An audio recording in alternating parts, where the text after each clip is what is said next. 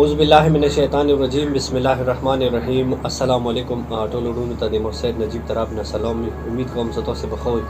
خدای نه دعا کوم چې مو کاظمي چیریټي فاونډیشن ډونر دی خدای په خپل حفظ امان کې لره.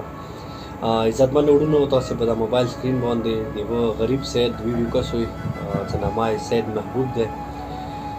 دی غریب سید تعلق نورکی سره دی.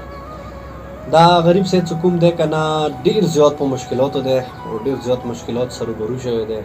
دې ټایم ایمرجنسي حالات کې اوس دا وصلی دی پېښور ته.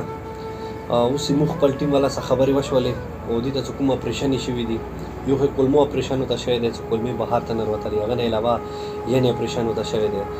خو ډېر زیات سیریس کنډیشن کې دی. تاسو ټول وروڼه اول دعا کوئ چې خدای دې ته نوي زندګي ورکړي. ولې وړه خلخنای دی، اوس یې واده کړی دی. ما سې موږ تاسې پښتو کې چې نوي نامې دی، خدای داسې وخت ما ونې راول هغې غریبې نه چې میړې مړ شي. نو زه دغې ویډیو په ذریعې خپل ټوله څومره مو ډونر دي، خاص کر څومره مو مسافران وروڼه دي، هغوی ته زه ریکویسټ کوم چې دا چې کوم دی دویمه سیریس بیماري مو پېښور ته راوبسله.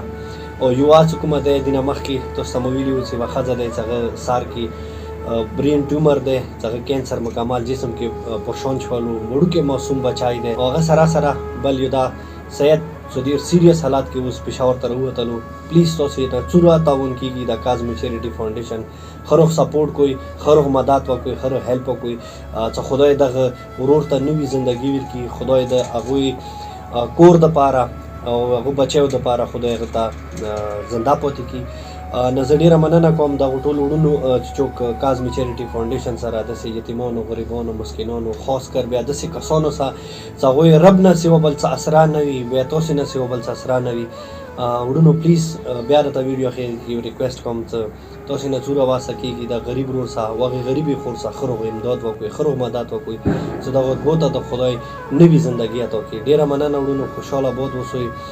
او امید لرم چې ما دا میسیج به ټوله مرګلي خپلو ګروپو کې خپلو مرګلو سره شیر کوي. نو بس ویډیو اخري کې به رب ته سوال وکړو چې ربه چې څو رای مو مرګلي چې هغه مختلفو بیماریو کې روبرو دي، خدای ته یې مددګار وګرځېږي، ته اوس مددګیر شي او د هر قسم بیماری د هغوی غریبانو وجود نه همیشه دپاره وریا کړي. نو ټولو وروڼو ته د محسن نجیب طرف نه سلام وي. السلام علیکم ورحمت الله وبرکاتہ.